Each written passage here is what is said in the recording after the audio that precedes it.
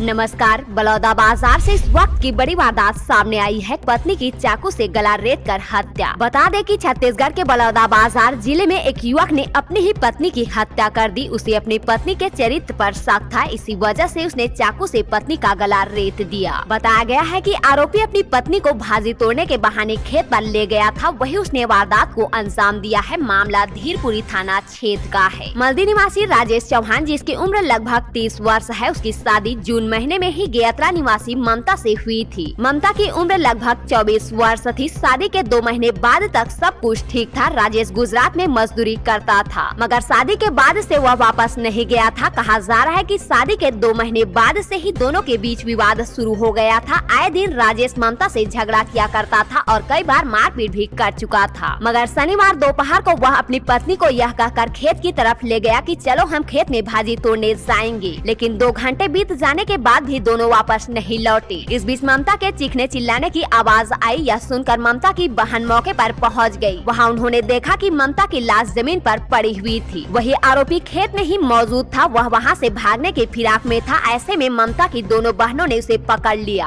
पकड़ने के बाद खेत में ही लगे उनके घर में ले गए। यहाँ ले जाने के बाद ममता की दोनों बहनों ने राजेश का हाथ पैर रस्सी से बांध दिया। फिर परिजनों को इस बात की सूचना दी और पुलिस को भी इस बारे में बताया गया। घटना की जानकारी मिलते ही पुलिस की टीम मौके पर पहुंची। इसके बाद आरोपी को हिरासत में ले लिया गया है, मगर भागते वक्त आरोपी को चोट आई थी, इसलिए उसे पलारी के अस्पताल में ले जाया गया था। वही पुलिस ने उससे पूछताछ की, मगर आरोपी अब तक यह कबूल नहीं कर रहा है कि उसने ही अपनी पत्नी की हत्या की है। वह बार बार पुलिस को गुमराह करने की कोशिश कर रहा है। पुलिस ने मौके से शव को बरामद कर लिया था। ममता के गले को किसी धारदार हथियार से रेता गया है। माना जा रहा है कि चाकू से गला रेत कर उसकी हत्या की गई है।